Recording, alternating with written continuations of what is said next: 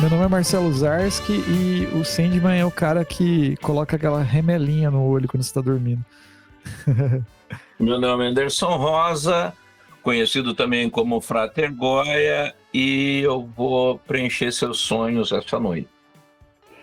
Aqui é Isabel Cortez e eu não sei se eu tô sonhando ou se eu tô acordada. Aqui é Mário Carlos e eu sou um grande fã desse Lord inglês moderno que é o Neil Gaiman. Isso aí. Ó, então hoje eu continuo com o meu efeito Stranger Things aqui, cara. A gente vai falar sobre Sandman, né? Esse episódio é um episódio extra, aproveitando o hype da série que tá vindo aí. Então, vai ter spoiler? Vai, né? Não, acho que não. Não? Eu acho que pode ter um pouco, sim. Pelo amor de Deus, vai. Então, já avisando, Acho que a gente tem que também, né, conversar que é uma série que já tem já um bom tempo. Um pouquinho velho, né? Então, beleza. Então, pra quem tá ouvindo, vai ter spoiler. Fique, né? Quem não quiser pegar spoiler, assiste a série e depois. A gente vai fazer spoiler da história, não da série. Exatamente. A série a gente não sabe o que vai acontecer. Exatamente. Porque a gente não ganhou os episódios pra assistir antes, né? Podia, mas não. Enfim. E nós vamos falar sobre Sandman, né? Neil Gaiman e companhia. E é isso aí, depois da nossa vinheta.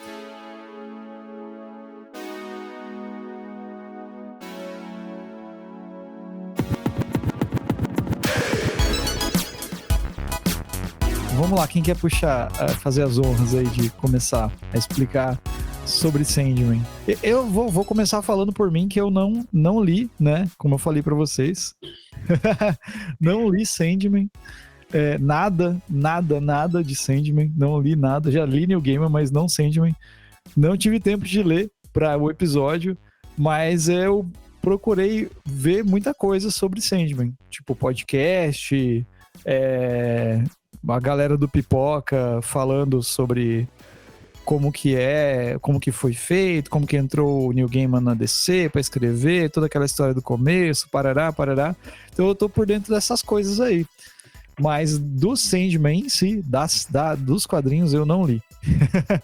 Ô, Marcelo, sabe que você tava falando, né, que tava ouvindo os podcasts, eu fui dar uma fuçada. E aí eu descobri um podcast chamado... Olha, a pessoa não consegue não. Que isso assim? E o podcast, ele resume basicamente o Sandman inteiro, então você podia ter escutado o Sandman. E aí é bem legal o podcast, porque eles explicam ponto a ponto, falam um pouco sobre, começa falando do Neil Gaiman, mas é um resumo da história quase quadro a quadro, sabe? Quase tudo.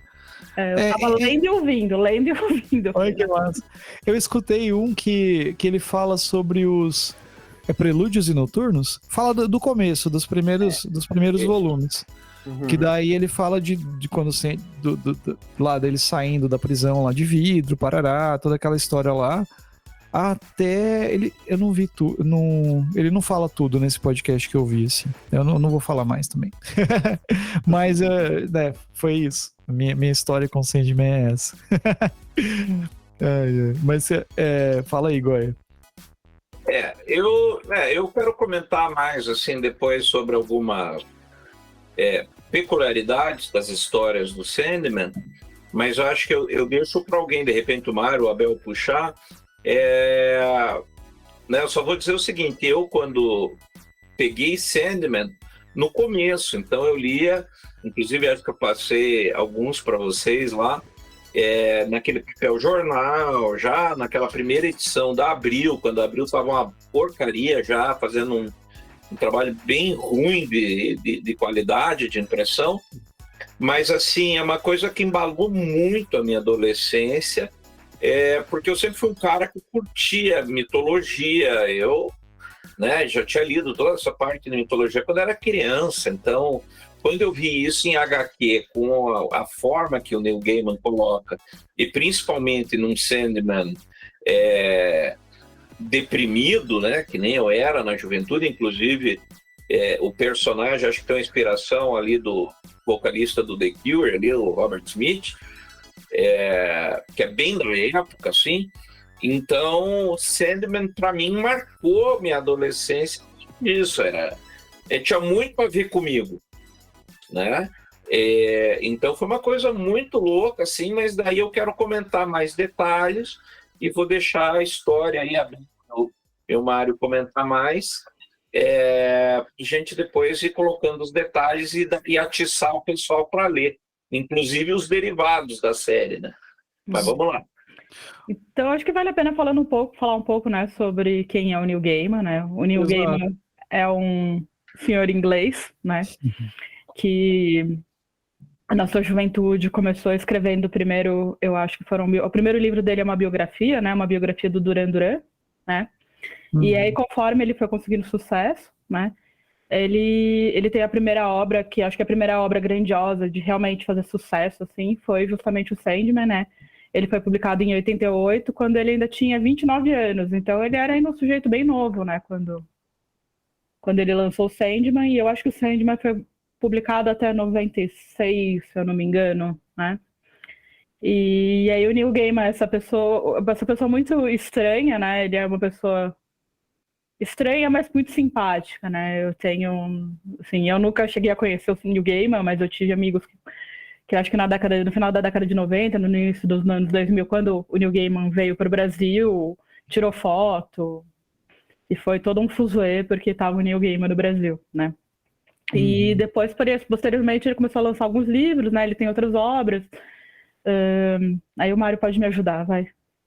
Aí tem os Deuses Americanos, aí são livros mesmo, né? Isso, Orquídea Negra, que eu acho que foi o primeiro trabalho, um dos primeiros trabalhos em HQ que ele fez. Fabuloso. Tem Violent Cases, que eu acho que foi a primeira colaboração dele com o Dave McKean, que é o capista de Sandman, né? Faz aquelas capas maravilhosas que são colagens ou qualquer método que ele dava na telha para ele fazer.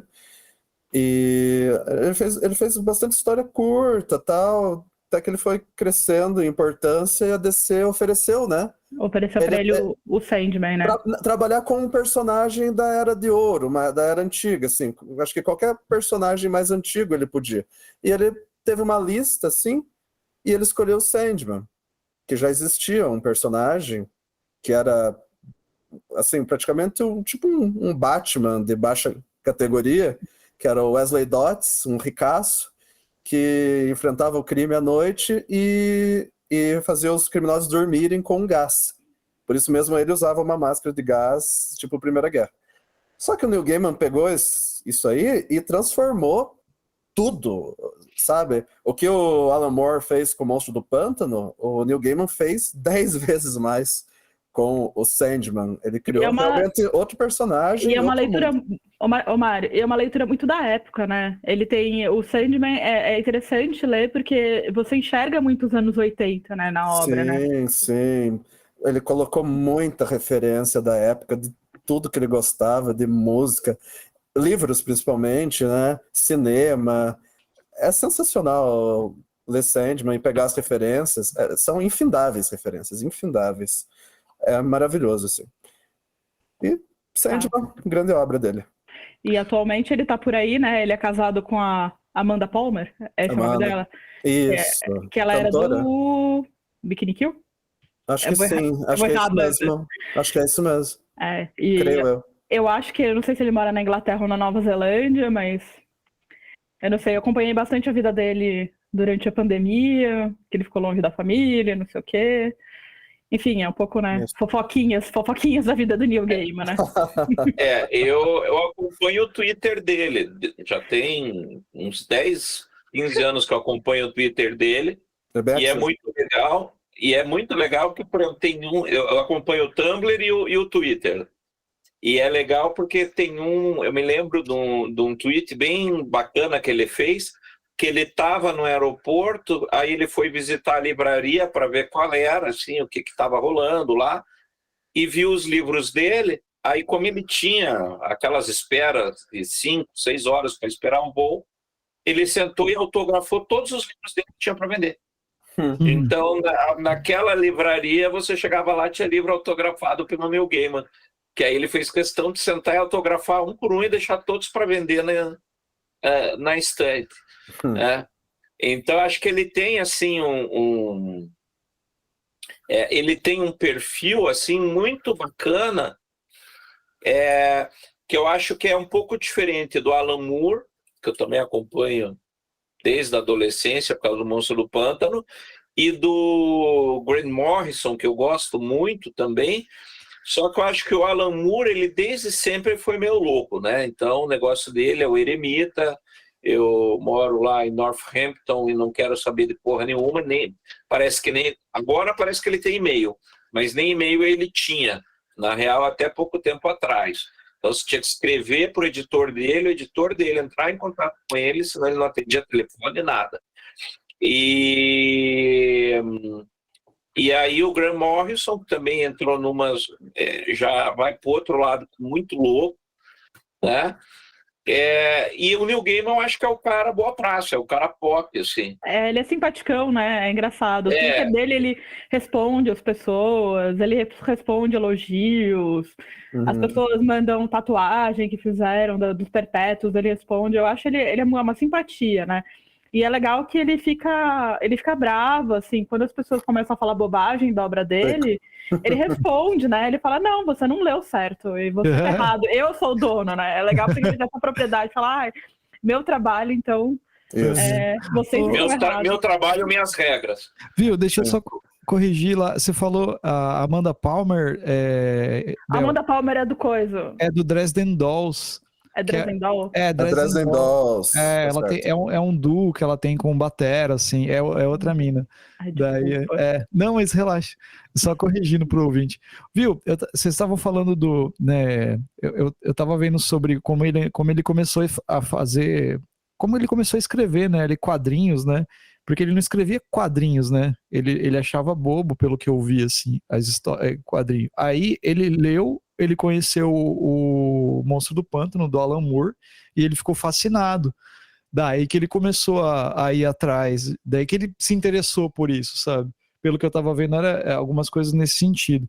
E Orquídea Negra foi o primeiro trabalho que ele pegou para fazer, que era um personagem que tinha aleatório lá, ele fez, só que não bombava, né? Porque era um personagem que não era uau, né? E daí meio que deram carta branca para ele fazer o trabalho com o Sandman, né? Que já era um herói antigo e tal. E pelo que eu tava vendo lá, até pelo canal do Pipoca mesmo, que ele faz referência a esses outros Sandmans no Sandman, sabe? Faz, sim. Então tá meio ligado nisso. Então ele reformulou todo o personagem, fez daí tudo que a galera leu e conhece, né? Assim, daí no caso que eu não, né? Mas só falando dessa ideia da história dele entrar dentro do... Pode falar. Posso fazer assim, tipo, um apanhado do que é Sandman, que acho que é importante também? Sim. Que, assim, Sandman é essa grande série que ele fez. Acho que foram cerca de 75 edições por aí, ou 75 edições exatas. Ele se divide em 10 arcos. O primeiro é o... Como que é? Prelúdios e Noturnos. E acompanha a saga desse personagem que é o Sandman, o Lord Morpheus. Ele é o Lorde do sonhar. Ele é o senhor dos sonhos. Ele é um perpétuo, né? Ele não é humano, ele não é um deus, ele é algo mais complexo. Ele é uma antropomorfização dos sonhos. E os perpétuos são 7, né? Sonho, morte, delírio, desejo, desespero, destino e destruição. Que todos com D. No original, todos com D. E não nessa ordem. E não necessariamente nessa ordem. Não nessa ordem. Tem o irmão mais velho, tem o irmão, né, acho que Destino é o mais velho, a Morte é a segunda mais velha. Mas enfim, me escapam os detalhes. Faz muito tempo que eu li, mas eu lembro dessas coisas. E é lindo, né? Os nomes em inglês. Death, Dream, Delusion, enfim, né, tudo com D, eu não vou lembrar agora. E assim, acompanha realmente a saga deles, que começa em determinado momento. Eles são perpétuos, eles são eternos, eles existem desde sempre. Mas começa quando um mago, que se autodenomina Lord Magus, tenta aprisionar a morte. E por engano, ele aprisiona sonho. É engraçado que ele é um inimigo do Crowley, né? Ele começa, ele é o... Exato. O sonho dele é não morrer. Então, qual que é o plano dele? Aprisionar a morte, que ninguém iria morrer. Mas não, ele aprisiona o sonho, e o sonho fica quieto lá naquela esfera de vidro, não responde, não colabora. Ele rouba 3 artefatos do sonho, e isso causa vários problemas no mundo. Algumas pessoas não conseguem mais dormir, outras pessoas ficam presas no sono. Wesley Dodds, que é o Sandman original, também se origina desse fato, que ele tem muitos pesadelos, e daí ele resolve sair à noite para prender os Para aliviar a criminosos. pressão. E porque o universo também tenta substituir o sonho. Essa foi a explicação dada na época aqui. Quando alguma coisa some, o universo tenta substituir por alguma coisa. Eu acho que foi uma substituição muito pobre, mas quem sou eu para questionar God Neil Gaiman, né? E daí vai passando anos e anos, décadas com ele preso lá, até que acontece um fato que ele, spoiler, Pode, mas todo mundo sabe, ele se solta, né? E ele vai atrás dos 3 objetos mágicos dele. O velho já tinha morrido, né? Já tinha morrido. Era o filho dele que já estava totalmente desacreditado. Isso. A tal ordem mágica dele já está meio que em decadência, e ele aproveita esse momento exatamente para fugir. E ele fica preso 70 anos, 70 e poucos anos, né? Sim. Espero que não tenha saído minha tosse aqui. Mas esse é o ponto de partida. Eu acho que dá para falar bastante coisa sobre o que acontece, mas a gente pode ir discutindo. Mas esse é o ponto de partida, é o arco que vai ter agora na série. No começo da série. Vai até o segundo arco. Parece que vai pegar uma parte do Casa de Bonecas. Não todo, parece que vai pegar uma parte do Casa de Bonecas. Porque tem a Desejo, né? E tem... Qual que é? Isso. E Desejo, não sei. Não aparece. Ninguém sabe. Desejo. Não aparece o Caim e Abel? É nesse arco? Primeiro arco. No primeiro arco. Ah, no segundo volume do primeiro arco. Isso, é a segunda história do primeiro arco. Quando ele volta para o Sonhar, que o Sonhar está todo destruído, né? Porque ficou em decadência, ele é acolhido. O Sonhar é o mundo dos sonhos, né? É o reino dele. Isso, né? É o reino dele, exatamente. E os outros também têm seus reinos. Desejo tem um reino que é muito maior, porque o desejo dos humanos é muito maior do que seus sonhos, aparentemente, que vive numa construção que é do formato do próprio corpo de Desejo. E Desejo mora no coração, que é maravilhoso isso. Uma coisa que eu vi lá, assim, ele tá atrás desses artefatos. São 3 itens que tiraram dele, né? O Magus tirou dele logo no começo, que ele tava desacordado. Um tá com Constantine, um tá com o demônio, né? E o outro tá com quem? E a joia, né? O Rubi. A joia tava com a Liga da Justiça. Não, vamos devagar, gente. Como que é? Vamos devagar. O primeiro é a máscara. A máscara, que tá com o Constantine. Não. O Elmo tá no inferno. Tá no o primeiro é a máscara, não. O primeiro é o saquinho, né? A algibreira. Ele vai atrás dessa primeiro, porque ele acha que é mais... Então ele vai atrás dessa primeiro. E que a namorada do Constantine cheirou. Isso, tava cheirando a vida toda, porque não acabava nunca, ela usava aquilo de cocaína. A areia, né, dele lá. Areia então, dele. isso é legal de colocar, porque assim, pelo que eu vi, o Sandman ele é inspirado nesse personagem folclórico, que é o Senhor dos Sonhos, que daí tem o Morfeu, da mitologia. É o homem da areia, né? Sandman. Uma das inspirações, isso. Tem o João Pestana também, que é uma inspiração também, e tal, que é o carinha que vai lá fazer a pessoa dormir, que tem o negócio do saquinho de areia, é remela do olho, essas coisas assim, pelo que eu vi, né? Ele pegava areia e soprava nos olhos das pessoas, as pessoas dormiam e acordavam com a areia. O episódio do Pluto lá, do Pateta lá, que o Pluto fica dormindo com os Plutinhos colocando areinha no olhinho dele, eu lembro desse desenho. Mas e daí, assim, ele tem esses artefatos, né? O saquinho de areia lá. Vamos seguir. Então, aí tem a máscara. A máscara. Aí a máscara... É um elmo, não é uma máscara. Desculpa, é um elmo. Mas é que parece uma máscara de gás, né? É uma máscara de gás. Por causa do Wesley Dodds. Exatamente. Sim, e aí o elmo tava com um demônio, né? Sim. Que no caso é o Corozon, né? Que tá no inferno, né? Já falamos disso, Tá. E aí ele desce até o inferno, né? Onde ele conversa com o Lúcifer. E aí o Inferno agora tinha mudado muito durante os 70 anos, e agora o Inferno estava com um governo de 3, né? Que é o Lúcifer, o Beelzebub, e o terceiro quem era? Astaroth. Astaroth, né? Uhum. E daí o Rubi, que vocês falaram, é o que tá com a Liga da Justiça. Calma. Marcelo, você tá muito ansioso. Ah, desculpa. Não, eu tô colocando os três itens. É que assim, ele vai primeiro pegar a Algibreira com o Constantine, porque ele fala, pô, um item tá com a Liga da Justiça, o outro eu tô fraco, o outro tá no demônio, vai estar no inferno, então eu vou pra esse cara aqui. Não, ele vai primeiro no humano. Ele vai primeiro no que humano. É um humano, né? Depois ele vai no inferno. É isso, né? Isso. E aí ele encontra com o Corozon. Você quer falar do Corozon, Gaia?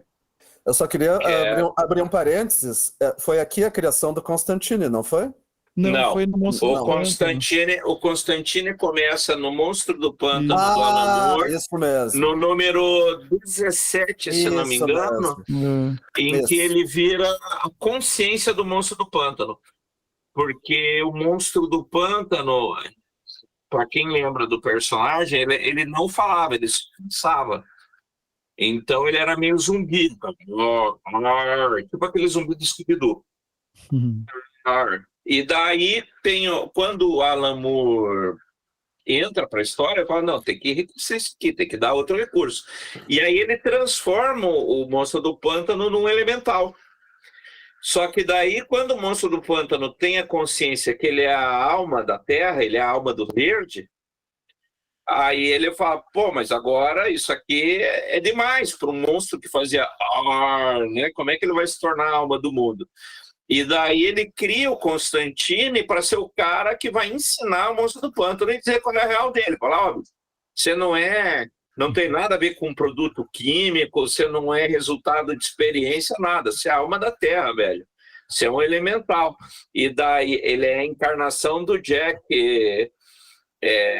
né, o personagem lá da Inglaterra, né, que representa Jack the Green, né? Jack o Verde, né?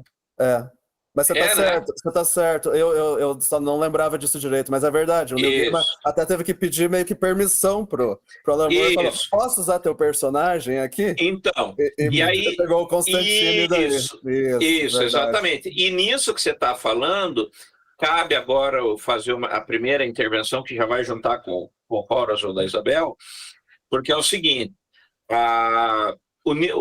para mim, como leitor, quais são 2 grandes motivos para o Neil Gaiman fazer sucesso que ele fez com o Sandman? Primeiro, ele usa a mitologia.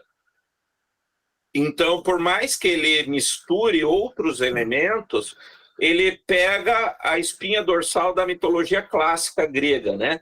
Tem um ditado que diz que somos gregos no exílio. Então, quando você joga alguma coisa que vincula com mitologia, todo mundo cola, porque faz parte dos arquétipos que a gente tem. Então, isso é fato inconteste, né? Star Wars foi assim, né? Matrix foi assim, e por aí vai. Né? Jornada do herói e tudo mais. Só que ele não para na jornada do herói. Aí, você tem outro elemento que, para mim, é uma coisa que pouquíssima gente fala quando eu vejo resenha, o review sobre a história do Sandman, é que ele se baseou... Tem mais 2 coisas que se dividem em 2 elementos. Primeiro, ele pega personagens clássicos da DC. Então, por exemplo, Caim e Abel aparecia nos contos da cripta. Né? A casa... Como que é a Casa dos Sonhos? Não, como que é a casa que eles têm lá, o hotel? Não, tem um nome. Que é uma casa, Casa dos Horrores, um troço assim, que é um troço que já havia no universo dos quadrinhos, né? E ele resgata isso aí. Quem recebe ele no inferno, quando ele vai buscar o elmo, é o Etrigan, que é outro personagem foda, e que sempre as histórias que ele é mais explorado os cross que ele faz, tipo com o Batman e tal. Então aqui, vocês de casa não estão vendo, mas está aqui a história da origem do Etrigan, publicado no Brasil pelo Ebal em 1980, né? Casa dos Segredos, isso. Obrigado, Mário. Marcelo. E daí ele resgata diversos personagens. Eu acho que até na expectativa do Wesley Dodds, né, que ele traz o Sandman, ele fala, cara, se eu estou trazendo esse cara, eu posso pegar outros personagens secundários. Aí ele vai atrás do Etrigan, ele vai atrás do próprio Wesley Dodds, ele vai atrás do Constantine, que acho que na série será a Lady Constantine, que é um outro arco também, tem sentido isso aí. Ele vai atrás, ele pega Batman, ele pega, por exemplo, da história do Constantine, no Casa de Bonecas, se não me engano, que tem um episódio, acho que na Casa de Bonecas já, que tem a história dos serial killers, né? Tem. E um deles que aparece lá é o Homem de Família. O Homem de Família é um arco do Constantine, que, se não me engano, são 7 ou 10 revistas, que é o cara que mata o pai do Constantine. Porque ele era um serial killer que só matava a família inteira, e daí o Constantine tem muita treta com ele fala, eu vou ajudar você, eu sou teu amigo. Daí ele vai lá e mata o pai do Constantine, e rola um puto estresse, que essa história, para você ter ideia de como é foda, ele vai resolver a história do pai lá pelo número 100 e alguma coisa da história do Hellblazer, do Constantine. Porque quando ele morre, a história do Homem de Família ali pelo número 20, entre os números, acho que 20, 28, 27, 28, por aí, e ele retoma isso quase 80 números depois, essa história. Então é um clássico do Constantine e ele traz no Sandman. Né?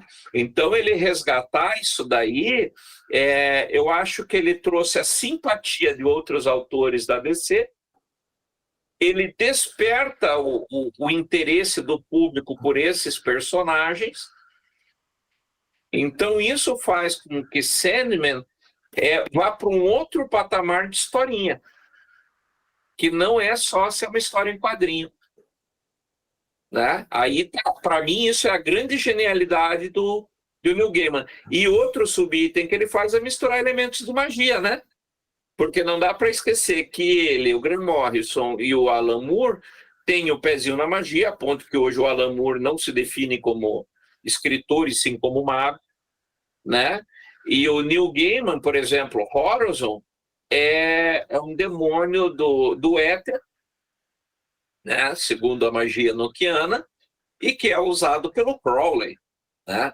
Então tem aqui do Crowley, por exemplo, tem o livro dele, os diários dele da Tunísia, que o Crowley está avaliando quanto tempo ele precisa para ficar sóbrio e fazer um ritual. Daí ele, num dia, ele toma 1 litro de uísque, cheira tudo de pó que ele aguenta, injeta tudo de heroína que dá certo para ele. Ele tomava heroína, injetava heroína suficiente para 12 pessoas ficarem chapadas.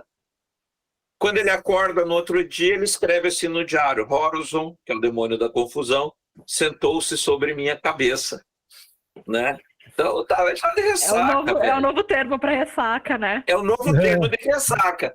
E o Neil Gaiman traz esses elementos, como o Lorde Magus, que era um grau da Golden Dawn, né? E o Neil Gaiman vai trazer esses elementos também para o quadrinho, e que, de alguma forma, isso se vincula também com a mitologia. Porque ele pega, e aí não podemos nos esquecer que a gente está em Terra Brasílis. Mas, por exemplo, Crowley, na Inglaterra ainda hoje, foi feito um estudo há alguns anos atrás, ele está entre as 100 pessoas mais conhecidas da Inglaterra até hoje. Né? Então, no mercado inglês/americano, todas essas informações lá estão muito na superfície, são muito acessíveis, né? Led Zeppelin, com toda a porra louquice deles, né? Então ele vai trazer esse imaginário, e isso é genial, isso é genial.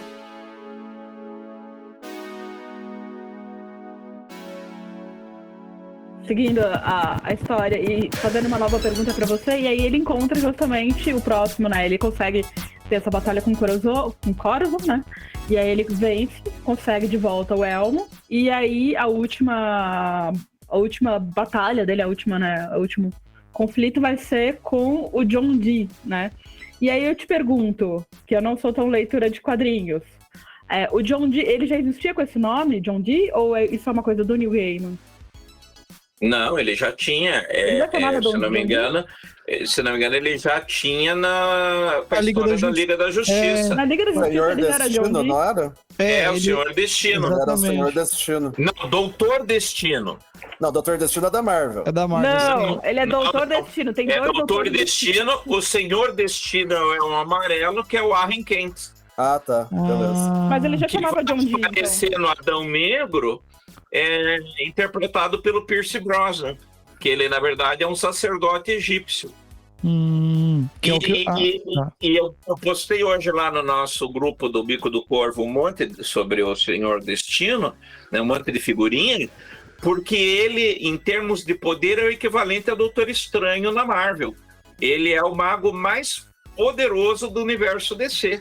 Que é o que vai estar no Adão Negro. E é o que vai estar no Adão Negro. Mas esse não é o John Dee, né? Não. E o John Dee é o Doutor Destino, que tem a joia, que tem o tal do Rubi, que vai lutar com a Liga da Justiça. Né? E que aí, como efeito colateral, porque na realidade, assim, todas essas joias, elas têm uma parte do sonho, né, do Sandman, em si. Elas têm uma parte do Dream, né? Ele já compôs, e aí de novo, né, imaginário mágico, né, Bel?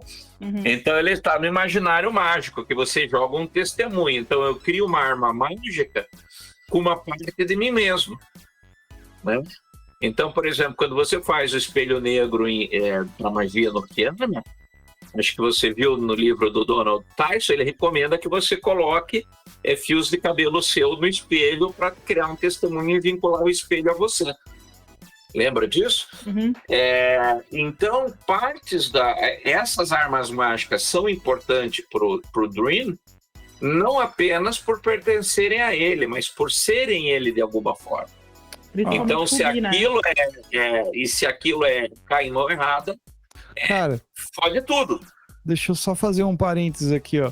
É que as traduções confundem tudo, né?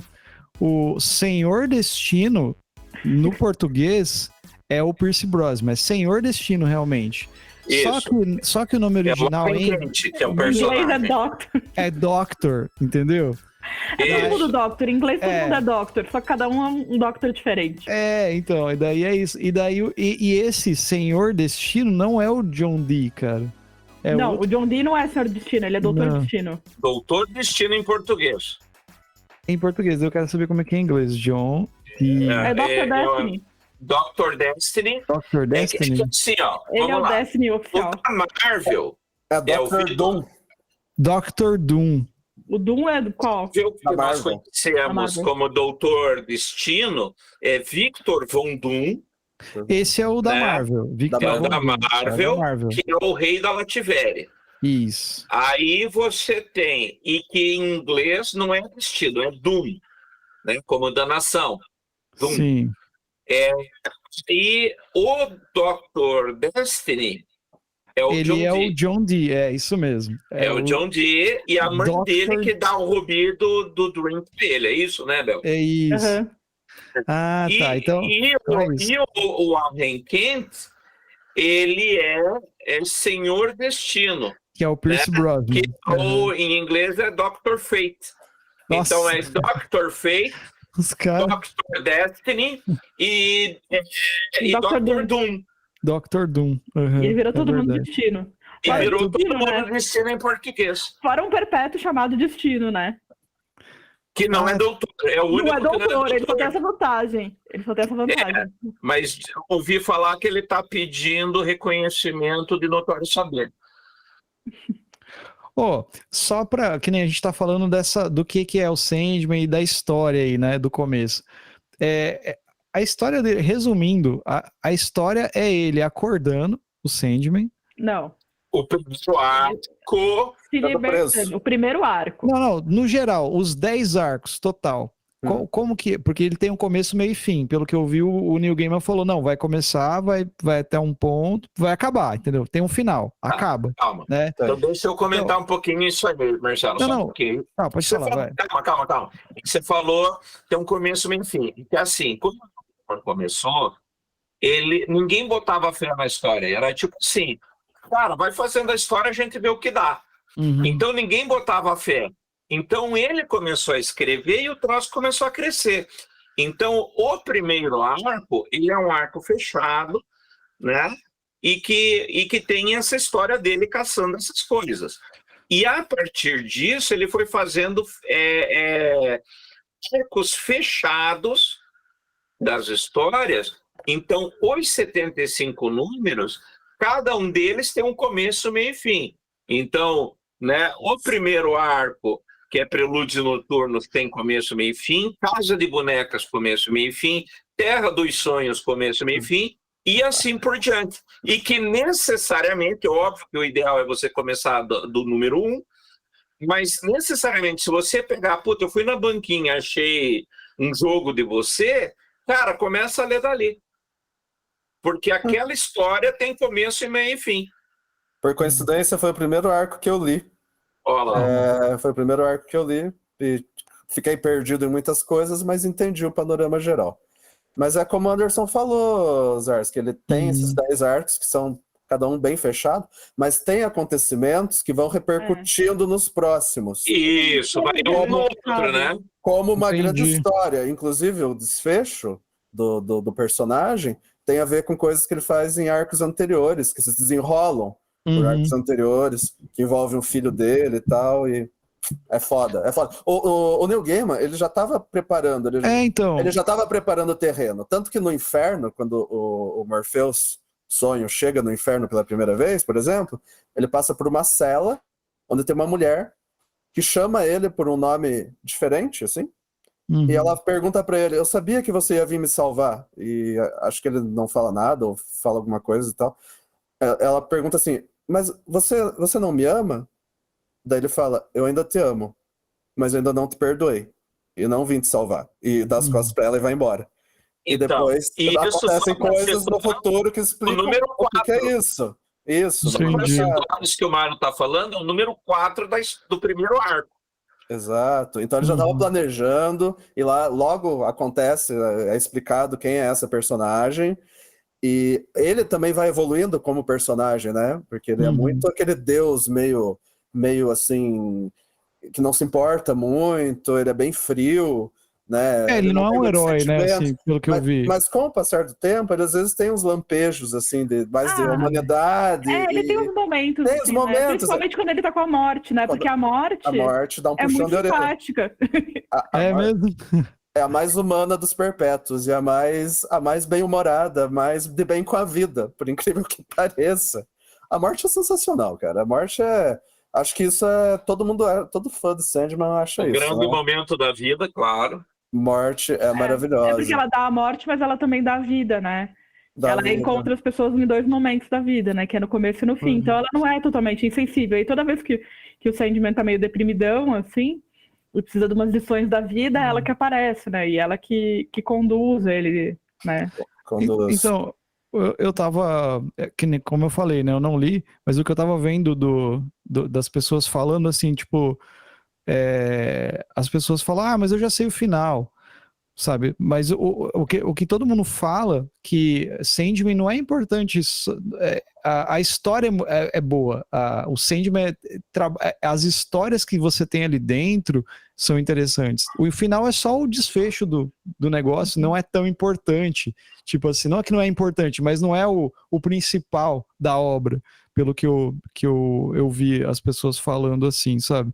Então, por isso que eu perguntei, qual que é assim, os 10 arcos, eles se interligam, né, que nem vocês falaram, e eles não é só sobre ele recuperar as coisas dele. Não, recuperar é só o primeiro arco. É só o primeiro arco. Imenso. Entendi. Entendeu? No primeiro arco, Vamos encerrar o primeiro arco? Enfim, Vamos ele vai encerrar. lá e encontra com o Doutor Destino, né? Aham. E aí ele tem um duelo com ele, né? E aí no final, aí o spoiler de novo, né? Ele destrói a joia, né? O Rubi. Porque o Doutor Destino achava que destruindo a joia ia destruir o Sandman, né? Só que com isso ele fica mais forte. E aí ele recupera todos os poderes dele. Né? Porque volta o testemunho para ele, né? Retorna pra ele. E aí, a partir disso que começa o segundo arco, no caso. E é interessante que, mesmo nos arcos, assim, você tem momentos que tem histórias. No meio do nada você tá lendo uma história e aí aparece uma segunda história e você não entende muito o sentido no começo, por que tá falando sobre aquilo, né? E aí, mais pra frente, a história é costurada, né, com a história. Então, é uma história que vai, volta, né? Uhum. Isso. Tem um volume inteiro que eu não sei qual que é agora, que eu acho que é o 14º, por aí, que é sobre a história da Inglaterra, né? É um negócio de história da Inglaterra, e aí depois você vai entender qual que é o sentido daquilo. Então é uma história toda costuradinha, assim, é muito doido, assim, você pensar uma coisa tão... A gente não pode esquecer, isso que a Mel está falando, é essencial, porque o Neil Gaiman, antes de qualquer coisa, tanto ele, como o Alan Moore, quanto o Grant Morrison, eles são grandes autores, eles são grandes contadores de história, são os grandes contadores de história do século XXI, né? Que já ali no finalzinho do século XX já dá para contar como século XXI. Eles inauguram a arte de contar história no século XXI, esses malucos aí. E então é essencial, porque saber fazer essa costura é absurdamente difícil para quem escreve, né? E isso demonstra no Neil Gaiman um total controle da obra. Ele sabia, e inclusive isso permeia a obra dele ainda hoje, em vários momentos ele retoma, como se ele estivesse completando buracos que ele sentiu que deixou lá atrás no Sandman. Coisas que ele citou e, pô, isso aqui dá para puxar para lá, né? Então, tanto é que agora, acho que em 2013 a 2016, se não me engano, saiu um arco chamado Overture, que conta como que ele conseguiu o elmo, né? Como que foi feito o elmo. O prelúdio. O prelúdio. Uhum. Isso. E essa história, né? Sim. Então, assim, é muito legal você ler isso, sabe? E aí eu sou obrigado a falar uma coisa que eu tinha reservado, eu quero fazer um especial sobre o Monstro do Pântano. Tá? Já fica aqui o meu voto. Eu quero fazer isso aí. Tô abrindo meu Lerei o Monstro coração. do Pântano, agora... Do coração. Ô, Zersko, eu já tô me convidando, tá? Ah, né? Eu tenho que me convidar quando a gente se encontra em algum bar. Então eu já tô me Eu convidando. sempre encontro o Mário e ele fala assim, pô, quando vocês forem gravar alguma coisa lá legal, me avisa. Eu quero... legais, né? Porque eu quero falar uma coisa e junto aqui com o Sandman, que é o seguinte, os quadrinhos, cara, tenho para mim que os quadrinhos eles são a porta de entrada hoje para uma cultura mais profunda. Então, se você pega, por exemplo, a Monstro do Pântano, eu vou guardar o meu episódio Monstro do Pântano, mas o Alan Moore ele faz muitas referências a clássicos da literatura que, se você não leu, vai ficar mais pobre, né? Acho que o próprio Moonshadow faz isso. Só que se você não leu, quando você vê a notinha de cada página, isso aqui tem a ver com outra coisa, Moby Dick, cara, você vai atrás do livro. E acho que esse é o grande mérito dessa turma, né? O Moonshadow, por exemplo, citando William Blake, né? Pô, é um absurdo isso, né? É cultura profunda isso aí. E o Sandman, ele faz isso, ele leva você para mitologia, para você entender lá, ele vai contar a história da Perséfone, e você fala, mas é só isso? E onde isso fica no grande jogo? Né? E aí você acaba indo atrás. Por exemplo, que nem eu falei, eu já tinha um pé na magia nesse período, então quando eu fui ler Sandman, eu vi muitas coisas que eu lia em clássicos de magia, incluindo Cabala, e que daí eu falei, cara, alguém está escrevendo sobre isso. Agora, aí você pergunta, que é onde eu quero chegar. E quem não conhece nada, tem uma leitura mais pobre? Não, porque se a pessoa for esperta, ela vai dizer, ela vai bater lá no Google, mas quem que é Horizon? Quem é John Dee? Né? E daí, quando ela procura isso, ela fala, cara, existia um maluco chamado John Dee. Sim. Porra! E daí isso vai levar a pessoa para esse outro universo. Então, É cheio de referência, né? Essas referências são fabulosas e isso obriga a pessoa depois a fazer que nem a Bel e ouvir o podcast lá do Noites Gregas, né? Para entender mitologia, porque, pô, o Sandman falou disso, mas eu queria mais detalhes, daí vai pro Noites Gregas. São camadas, né? É uma coisa que você pode ler na primeira camada, que eu acho que, por exemplo, quando eu li a primeira vez que eu era adolescente, eu não fazia ideia disso tudo, e não existia Google também, né? Isso é importante. E então você lê dentro de uma primeira camada, né? E depois você vai lendo, você vai se aprofundando. E aí você começa a redescobrir. Eu relendo agora, por conta do podcast, por conta da série, eu redescobri a história. Por isso que eu fiquei atormentando, sabe? Eu tô até agora cozinhando a cabeça. Cozinhando, a minha cabeça tá ainda. Por isso que eu falei que eu não sei se eu tô acordada, se eu tô sonhando, porque eu mergulhei na história de um jeito que foi muito doido, assim, sabe? E hoje, com todo o arcabouço que você tem de saberes, né, com o teu know-how, garanto que você leu com a sua... Puta, que troço legal! Ele ganhou... Como eu era burra. Cara, como era anta. E aí você percebe justamente isso, assim, cara, ele foi buscar a referência...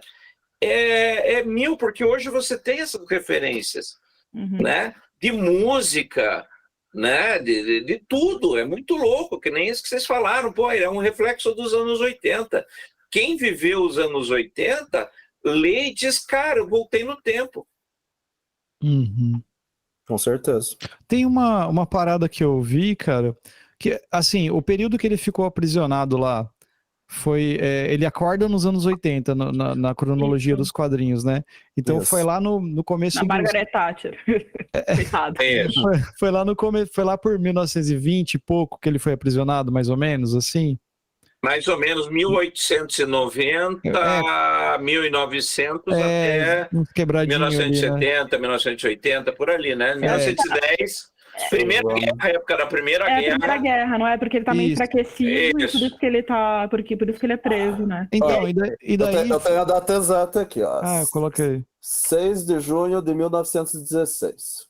Foi justamente na Primeira Guerra. Então, daí tem uma relação que o Neil Gaiman coloca desse período por exemplo, esse período foi um período muito conturbado para a humanidade, né? Assim. Citando o foi o breve século XX, né? Porque você começa na Primeira Guerra, né? E aí você tem a Primeira Guerra, que são quase uma guerra só, a Primeira e a Segunda, né? E depois você tem a Cortina de Ferro, né? E aí ele vai...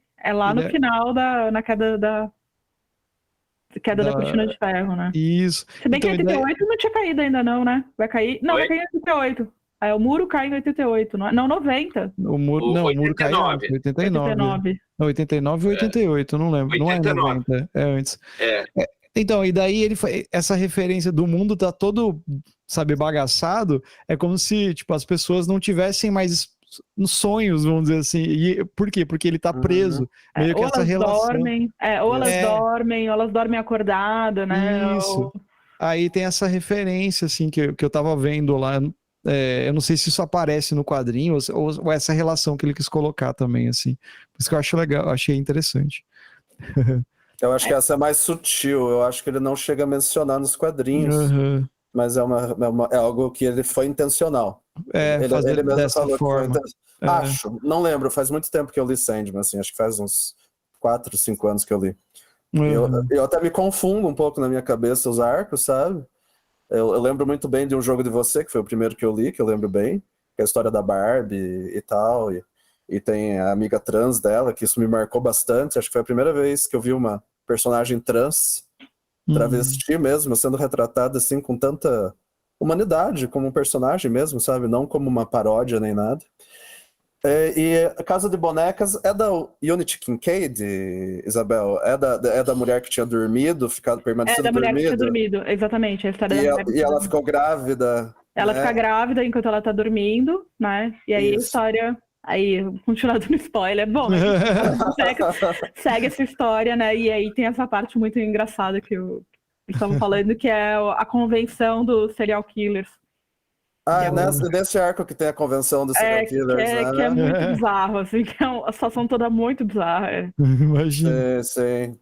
Aparece o Coríntio, né? Que é Que é um vilão horroroso, né? que é uma das grandes obras que deu errado do Morpheus. Ele era para ser o maior pesadelo de todos. E ele fica pelo planeta aqui, pela Terra mesmo, dos humanos, fazendo merda. Ele ficava lá na Terra criando serial killers, né? Inspirando serial killers, isso. Inspirando serial killers. E esse arco também é muito bom, né? Esse arco é sensacional. A Unity, ela, durante o tempo que ela estava adormecida, ela ficou grávida. Uhum. Não se sabe quem é o pai. Descobre-se, né? Num determinado momento. Descobre no final do arco. Isso, descobre no final do arco e tal, e o que acontece é que daí ela reencontra com a filha, e a filha já tem uma filha. Então daí tem essas 3 gerações que se encontram, e a mais nova, ela é um evento, como que é ela? Como que é um a palavra? vórtex, né? Um vórtex, ela é um vórtex do sonhar. Ela é algo muito perigoso para o reino dos sonhos. Então acaba tendo essa confluência dos personagens, assim. É interessante que logo no começo, né, ele tá tendo uma conversa com... Como chama o funcionário dele lá, o mordomo? O Lucien. Ele tá conversando com o Lucien e ela sonha, né, com a conversa do Sandman com o Lucien, né? E aí, eles falam, é um vórtex. Aí ele fala, não, o vórtex tá aqui e o vórtex tá nos assistindo. Então, não sei, muito claro no começo, assim, pra mim ficou muito claro logo no começo que ela era o vórtex, né? Sim. Não, mas é que no começo a gente ainda não tem informações suficientes, né, do que é ele um tá falando do vórtex. vórtex. Não, ele tá falando do vórtex e ele tá falando que o vórtex tá assistindo eles, né? Mas eu não sei, mas a gente não tem ideia, assim, do contexto, da dimensão da coisa. Então, à medida que vai passando, a gente vai tendo mais ideia. Mas esse que é o lance, não só de Sandman, mas toda a obra do Neil Gaiman é o seguinte: não é uma obra de grandes momentos explosivos, sabe? Não é uma obra sobre clímax. Não é sobre clímax. É sobre acontecimentos que vão desenrolando. Mas eles desenrolam de uma forma tão interessante que não tem, às vezes, nenhuma grande revelação, como a Isabel falou. Desde o começo você já sabe. Não é uma grande revelação. Se você parar um pouco para pensar, você já vê quem que vai ser o tal do Vortex. Mas não importa, porque a graça é outra. A graça é realmente essa jornada tão fluida e onírica. E a escrita do Neil Gaiman é sensacional. Você lê qualquer coisa que esse cara escreve, flui de uma maneira que não tem outro autor que consiga. É muito dele, sabe? Então, você pega um livro dele, tipo O Deus dos Americanos, ou Os Filhos de Anansi, que é uma continuação, não tem. Se você analisar, é mais gente viajando e conversando. Mas é extremamente interessante, sabe? Não tem uma briga, não tem uma luta, não tem uma explosão, mas é bem mais interessante, pode ter certeza, é bem mais interessante do que os 10, 15 Velozes e Furiosos que já foram lançados. Eu não vou nenhum Velozes e Furiosos. Então, é sensacional. Mas acho que eu acabei viajando um pouco aqui. Não, você não viajou, não. Eu concordo bastante com você. Eu acho que tem muito... É isso que faz dele bom, né? É por isso que é bom. É justamente pela história... Porque não importa, você não precisa de um final explosivo, você não precisa de um clímax, você não precisa de uma grande reviravolta, sabe? Não. As coisas já estão dadas, mas só que a história é tão bem construída e tão bem costurada, né? É saber contar. É isso mesmo. Exatamente. Até o final do último arco, quando temos lá o clímax da história, não é um grande clímax, assim, que você fala, uau, nossa...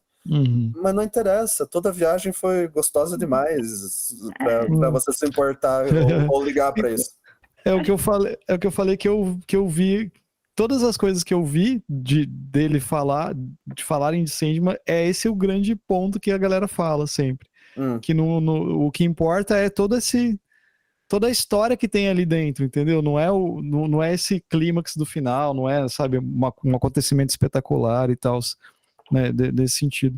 Ô, galera, deixa eu perguntar, para vocês que leram, né, vocês chegaram a ver outras adaptações do Neil Gaiman, por exemplo, que nem Deuses Americanos, que teve, acho que na Amazon, vocês chegaram Deuses a assistir? Americanos eu comecei a assistir, mas eu confesso que eu me cansei. Eu me cansei meio rápido, assim, porque é um livro só e não sei, eu parei no primeiro, no segundo episódio e eu tava achando muito torturante. Eu não cheguei a assistir. Eu não sei, você gostou, Gaia? É difícil, que eu acho que acaba sendo duas histórias. Eu acho que o primeiro ano está mais perto do livro. Aí, a partir do segundo e o terceiro ano, começa a descolar demais e acho que o pessoal perdeu a mão. Mas, pelo que eu vi, teve mudança de diretor, teve mudança de roteirista, então é uma coisa assim que ficou perdida, ficou descosturada. Né? Uma pena. Mas o livro, cara, tem a edição do Deuses Americanos, aquela edição que é a edição revista ampliada, né? É fabulosa a história. Né? Assim, é obrigatório ler. Eu pergunto assim pelo fato de, que nem assim, eu não sei se Deuses Americanos o Neil Gaiman estava atuante ali na produção. Eu acho que não muito. Ele estava mais do outro lado do Terry Pratchett. God Omens. Belas Maldições. Belas Maldições. Esse ele estava mais controlando. Esse é bom também. Então, esse eu vi. Eu gostei mais dessa série aí do que do Deuses Americanos. Deuses Americanos eu gostei da série. Eu não assisti ainda, é bom? É bom mesmo? É bom. É muito legal. bom e é muito divertido. É humor inglês, sabe? Eu já li e eu adoro. A série é boa. Eu adoro o Terry Pratchett, mas eu vou dar uma chance pra série então, já que porque é muito humor inglês, sabe? E aí é simpatiquinho, é sutil, sabe? Não é essa coisa, não humor escrachado, assim, né? É aquele humor inteligente. Aí eu tava lembrando, tem Coraline também, né? Que tem Coraline também. Maravilhoso. Coraline é maravilhoso. Mas é que daí é longa, né? Assim, eu digo séries, assim, sabe? A série não, série. Então, Coraline é bonita, é massa. É bonito, entre aspas, né? Assim, legal. Eu vou falar como leitor de quadrinho, Marcelo. Não, mas só para mim concluir minha pergunta agora, aqui, que eu só construí o campo aí. E daí, assim, agora, pro Sandman, o Neil Gaiman, ele tá atuante ali na produção, ele tá o tempo todo acompanhando. Ele escreveu todos os episódios, eu vi uma entrevista dele, que ele não fez igualzinho, né, as falas, as coisas assim que ele fala, mas ele falou assim, ele fala na entrevista, tem um episódio que acho que umas 3 ou 4 partes não foi eu quem fiz, assim, sabe, o resto, ele tá ali o tempo todo. Ele escolheu os atores, né, ele tava lá no processo de escolha dos atores, eu acho que ele tem tanto cuidado com a própria obra, ele tá tão preocupado com a adaptação, né, que ele tá ali, né. É a galinha dos ovos de ouro dele, né. Isso, e daí a pergunta, assim, o que vocês estão esperando, como que tá o hype para vocês que leram, né, tipo, a obra e sabendo de tudo isso, vocês estão esperando que vai ser uma série legal, vocês estão com a expectativa lá em cima, não estão? Como que vocês estão? A Bel mesmo que leu, tá loucura ali. Não sabe eu que acabei de ler hoje, né? Como que é para vocês? Quem começa? Eu tô com expectativa alta, eu acho que a série vai ser boa, assim, sabe? Eu acho que tem muito dele, né, então... eu não acho muito difícil de dar errado. Bom, não sei. Pode dar errado, né? Eu ia falar, vai que não dá errado, mas eu não sei, pelas Belas Maldições, que ele também teve bastante envolvido, e foi uma série muito boa, entendeu? Então eu acho que pode dar certo, sim, né? É que é um pouco outro clima, né? Não é humor, né? Não é bem uma série de humor. Então, não sei, mas eu acho que eu acho que vai ser bom, sim. Você, Mário, você tá com medo? Olha, eu tô assim, eu sempre tento manter minhas expectativas baixas sobre tudo. É a minha filosofia, tente manter as expectativas baixas. Mas assim, Netflix, os filmes e séries da Netflix, eles têm um padrão Netflix, né? Uma cara Netflix. Às vezes você tá assistindo um negócio e fala, nossa, isso é muito cara Netflix mesmo. Pro bem ou pro mal. Até o trailer, ele tem um trailer, tem meio uma cara de produção Netflix mesmo. Então, mas como o Neil Gaiman tá envolvido, então minha expectativa não tem jeito, sobe um pouquinho sim. Eu espero que eles acertem muito nos personagens, sabe? Por que o Neil Gaiman não é tão adaptado? Ele escreveu bastante coisa, mas vocês podem ver que não é tão adaptado. Por quê? Porque realmente as histórias dele são mais de gente andando e conversando, na maior parte do tempo. É difícil de adaptar. E Sandman, tem gente tentando adaptar faz décadas, né? Ele sempre foi muito cuidadoso. Acho que ele teve um controle sobre a obra, não sei bem o contrato que ele fez, mas que ele tinha controle. Então, só agora que está saindo do jeito que ele quer. Mas, assim, eu tento ficar animado, mas eu lembro de Stephen King, que às vezes se envolve nas adaptações dele e não dá muito bom, né? Então, eu torço pelo que o senhor Neil Gaiman tenha mais sucesso. Torço para que seja bom mesmo. E você lê Sandman, é meio difícil imaginar ele como filme ou outra mídia. É muito perfeito ali nos quadrinhos. Até uma questão de ritmo. Então eu realmente espero que dê certo. Espero, rezando para todos os perpétuos, tá? Até para a destruição que sumiu. Eu rezo querendo que seja bom. Vai, Goi. Então, eu acho assim, primeiro, eu acho que as pessoas deveriam ler mais quadrinhos. Eu acho que hoje o pessoal está muito assim, eu quero ver a série. E daí fica assim, eu quero ver a série do Sandman, eu quero ver a série do Watchmen, eu quero ver a série do Good Omens, né? Mas assim, pouco preocupados em ler as histórias, os quadrinhos originais, né? O Good Omens é livro. Mas, porque, por exemplo, todo esse ideário do quadrinho é tão enriquecedor, sabe? Monstro do Pântano mesmo, é tão fabuloso aquilo, que é difícil você parar.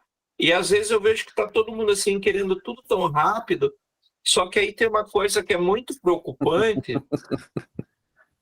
né? Indireta, né? Então, que tem uma coisa que eu acho que é preocupante, que é o seguinte: quando você lê o quadrinho ou lê um livro, né, por exemplo, no livro isso é ainda mais evidente. Então, quando você lê um livro, por exemplo, a tua cabeça vai abrindo, né? E o quadrinho, por mais que ele mostre um plano já meio determinado, quando o autor faz, ele vai dizendo, olha, né, não sei se vocês já viram como é um roteiro de quadrinho, ele vai dizendo, ó, nessa página vai ter tal coisa, tal coisa, tal coisa. Ele vai descrevendo a cena para o desenhista poder fazer o trabalho dele, né? Então, roteirizar quadrinho é uma arte. Então, quando você faz esse tipo de trabalho, a sua imaginação enquanto leitor completa a história, né? Somos nós que completamos os quadrinhos. Agora, quando você tem um filme, que aí é outra linguagem, né? Você tem a realidade pronta, é a realidade de como o diretor entendeu a obra, como ele quer mostrar aquela obra. E isso para mim, é o que acaba empobrecendo muitas vezes, né? Você tem casos que nem o Blade Runner, que o livro é fabuloso e o filme também, e às vezes o filme descola eu ia falar que o filme é melhor até. O filme é até melhor, mas ele descola o Drácula do Coppola com o Drácula do livro, que mais se aproximou do livro e ao mesmo tempo são duas histórias diferentes. Coração Satânico, com Mickey Rourke e Robert De Niro, o livro é fabuloso, só que se você lê o livro e vê o filme, você diz, cara, é outra história. Só que o filme é bom e o livro é bom, né? Mas às vezes quando é fiel demais também é ruim, né? Por exemplo, Senhor dos Anéis é bom o filme, mas é fiel demais. E aí mas aí que tá. Aí é que vem o BO, porque é a visão do diretor. Aí você diz, mas poxa, ainda tem um elemento aqui, tem uma coisa lá. E aí eu acho que isso é o pior. Então, eu acho assim, a minha expectativa, eu tô indo que nem o Mário, né? Vamos ver o que tem, né? Mas a minha expectativa é que a série motive as pessoas a lerem o Sandman. A minha real expectativa é essa. Independente de ser ou bom ou ruim, a pessoa diga, cara, vale a pena ler isso. E daí vai para o Sandman e daí ele faz o que ele quiser da vida.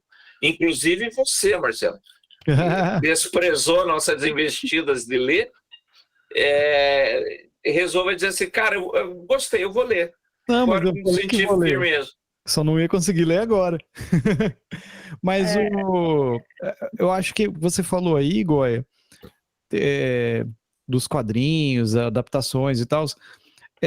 Cara, eu acho que tem coisas que são uma porta de entrada, entendeu? Sim. Por exemplo, que nem o Constantine. Eu conheci o Constantine e fui ler os quadrinhos do Constantine por causa daquele filme do Keanu Reeves, que eu assisti e falei, pô, legal, gostei do personagem. Daí eu fui ler o quadrinho e eu não conhecia Constantine, daí eu falei, porra, mas tá diferente.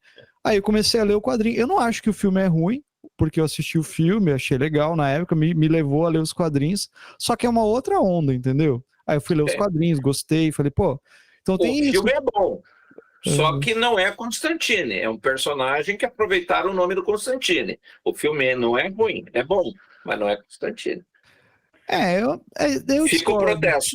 É a mesma coisa de falar que o Joker não é o Coringa. Né?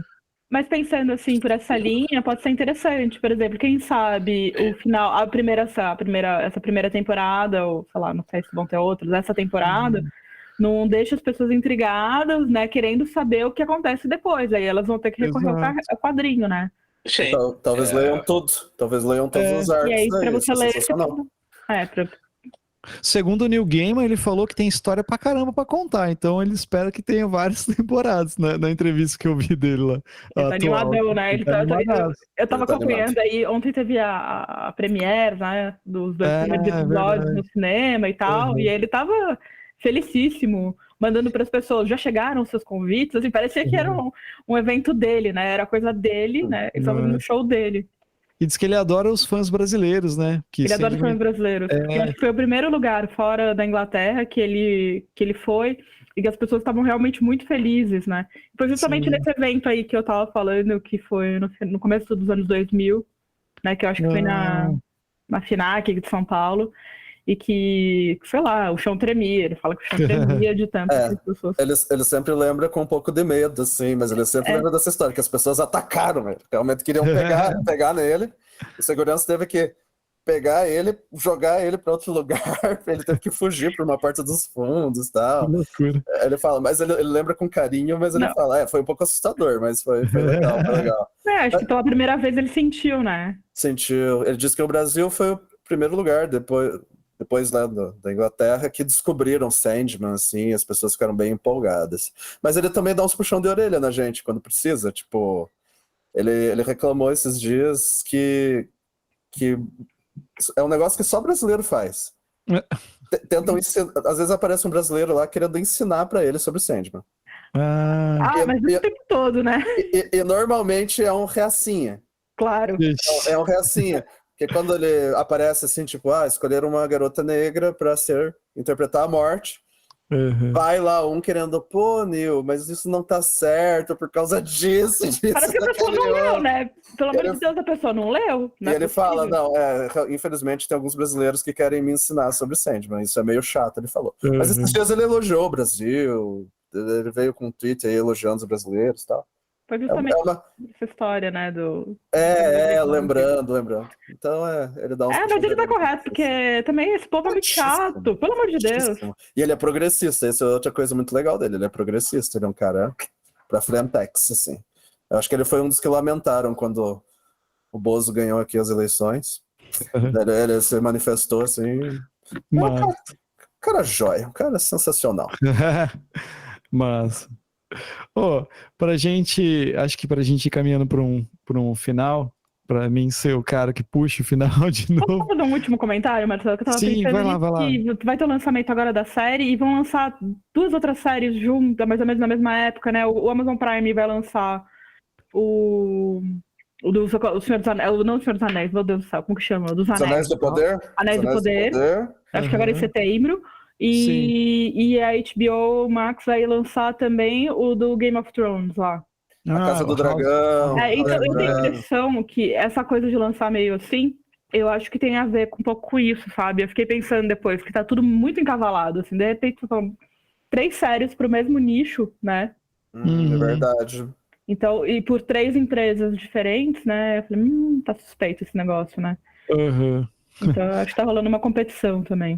Esse mês tá saindo muita coisa. A Disney vai lançar um novo seriado. O 10º seriado de Star Wars que eles estão mandando, o Andor. Da Senhora Hulk lá. E vai ter a She-Hulk também. E seriado, nossa, vocês estão falando que é o mês do nerd louco. Assim, tem para todos os gostos, bastante. Tem animes que vão lançar também. Demon Slayer vai lançar, que é um anime que bombou também. Coisa. Ô, Bel, eu lembrei de uma parada. Entrou na Netflix o Sailor Moon. Sailor Moon? Ai, vou assistir. Então o episódio só sobre Sailor Moon, pro Goya ficar com uma cara bem... Eu falei, olha só, tem Sailor Moon. Tem magia, Goya, e elas são planetárias. Olha aí. A principal é a Lua, aí tem a Marte, que é bravinha, tem a Mercúrio, que é inteligentinha. Faz sentido, poxa. Mas assim, por que, só pra gente, pergunta final aí, pra gente encerrar, por que Sandman tem essa grande importância, assim? Por que vocês acham qual que é o diferencial de outras histórias, de outras coisas assim, que Sandman tem, que outras coisas não têm? Que chama tanto atenção, assim, sabe? Porque não é de herói. Desculpa, gente, mas não é uma historinha de herói, entendeu? Então Legal. É você ter um acesso a um quadrinho que não é aquela coisa, né? Não é aquela coisa de... É que vocês gostam, né? Mas eu não gosto muito de herói. Eu meio que dei uma cansada em algum momento da minha vida. Então eu acho que sai um pouco dessa coisa, né? Também do... luta contra o mal, né? O Sandman ele não é perfeito, digamos assim. Tive um pouco desse pensamento teu aí vendo animes. Eu sempre assisti muito anime e eu sempre assisti os animes tradicionais, né? Assim, Cavaleiros do Zodíaco a Dragon Ball. Quando eu descobri um anime chamado Monster, que não tinha nada disso, tipo, era um médico que ele fez uma cirurgia para salvar um menino lá e esse menino virou um serial killer, sabe? Assim, então ele tá tentando meio que matar o menino agora, sabe? Aí eu falei, caralho, isso é massa, sabe? Eu tava cansado um pouco daquela tradiçãozinha. Deve ter massa esse pensamento aí. Sim. Eu acho Sandman bom. Eu acho que a importância dele é que... Porque ele ele é diferente de tudo. Ele é uma fantasia urbana, na maior parte do tempo, mas que vai histórias lá para a Inglaterra do passado e para outras épocas, outros tempos, outros países, né? De repente você está lendo lá um arco, daí de repente volta para uma história só do sonho e da morte numa taberna, conversando, e daí por um motivo lá ele resolve deixar um outro frequentador da taberna imortal. Eu trato que de 100 anos eles vão se encontrar naquele mesmo lugar, porque o sonho quer saber como que vai ser a imortalidade vista pelos olhos de um ser humano, né? Ou de repente tem outra história que fala sobre gatos. Os personagens são gatos. Sonho de Mil Gatos, que é a história preferida de muita gente, talvez seja minha, não tenho certeza, mas acho que é.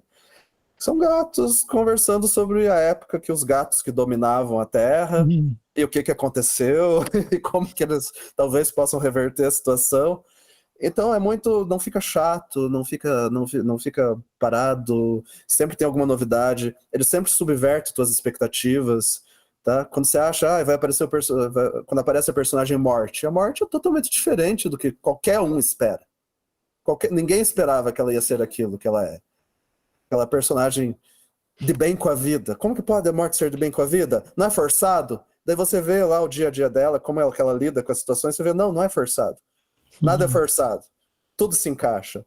Nada parece forçado, entendeu? E ela é a Silk... Meu Deus, como eu vou falar o nome? Suzy Silks. Suzy, eu lembro de Suzy and the Banshees. É Silks. Silks É and the Banshees. Silks. Mas qual que é o primeiro nome dela? É Silks, é. Só que acho que é meio que Suzy, sabe? A pronúncia é meio que quase que Suzy, sabe? Eu vi uma entrevista dela e ela fala, hi, this is Suzy. Ela fala Suzy, uma coisa assim. Daí eu falei, caralho, é assim que fala o nome dela? É bem esquisito. Vou mandar no grupo depois pra você ver. Mas a morte é ela, então? É A ela. morte é ela. No quadrinho. Que na No série vai quadrinho. ser. Na série é outra pessoa, é outra atriz, né? Sim. Não vai ser uma atriz parecida com ela. Que massa. Eu achei muito corajoso. Tá vendo, Muito Marcelo? corajoso Eu da acho parte que você tem deles que ler. fazerem isso. Não, eu vou ler. Eu só não consegui. Calma, gente. Eu vou ler. O Neil Gaiman, e também, ele já estava muito à frente, digamos, ele colocou personagens trans, sabe? Pessoas de várias etnias. Pô, o grande amor da vida do Sonho, que aparece pela primeira vez, é uma mulher negra, sabe? E ele descreve o quanto ela é bela, o quanto ela é bonita, a história dos dois é sensacional.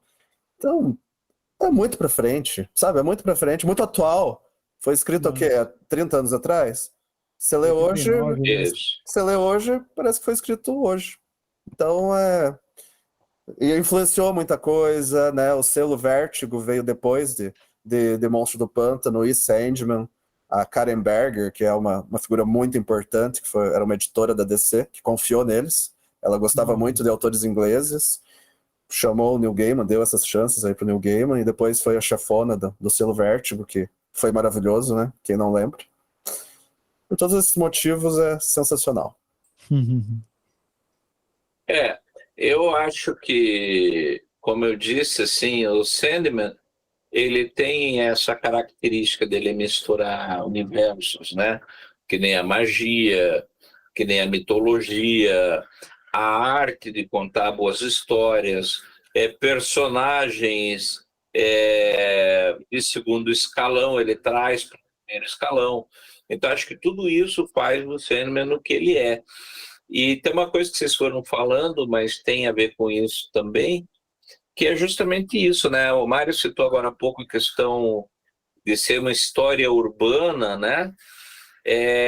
E é uma grande verdade, assim, porque mesmo Curitiba, naquele período, eu lembro que eu identificava muito essa coisa, assim, meio sombria, meio underground, né? Meio andar na Liberdade, em São Paulo, depois da meia-noite, né, naqueles lugares, assim, ou na Rua Augusta, né, que daí é onde dá o babado forte. Então, acho que tem, assim, essa mítica, né, do urbano, né? Eu acho isso muito legal. É muito legal. E acho que isso trabalha com o imaginário das pessoas, né? Então, para mim, isso é importantíssimo, assim. E é uma obra atual, né? Ele, por mais que seja de 30 anos atrás, é uma obra que envelheceu bem. É uma obra que continua falando para o coração quando você volta e lê ela. Né, a Bel que talvez possa falar mais disso, mas acho que é isso, né, Bel? Acho que você envelheceu bem a história. Uhum. Talvez daqui, se eu reler agora mesmo, se eu reler, eu acho que eu vou encontrar outros elementos, né? É isso que faz uma história boa, né? É que nem o Tarot de Tote, que quando você revisita, você reencontra coisas, você encontra novos elementos, novas associações, novas pontes, né? É isso que faz a história tão boa, né? Isso que faz ser um clássico, né? É aquela história que sempre que você volta para ela, você tem coisas novas Parece que você tá lendo de novo, né? para Parece você que... descobrir ali. Mas, legal. Eu acho que fica aí a dica. Se você não leu Sandman, leia, como eu vou ler. A começar pelo Marcelo, né? Me coloco como exemplo. Mas é isso aí.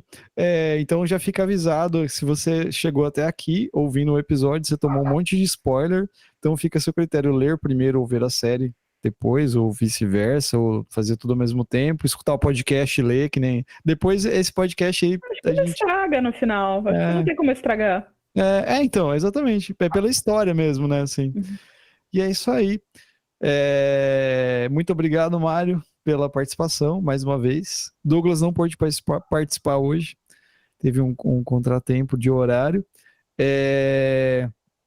Esse episódio é um oferecimento nosso, do Bico do Corvo. Oferecimento, olha só. Eu que enchi o saco pra gente fazer isso. Esse episódio é um oferecimento da Bel. Da Bel que atormentou. E ela até leu todos, ó, não todos não, mas ela leu para fazer o podcast. Olha aí, ó. É isso aí. Fez a lição de casa. Mas é isso aí. Só agradeço sempre. Parceria de todos vocês. E tamo juntos. Até a próxima. Valeu.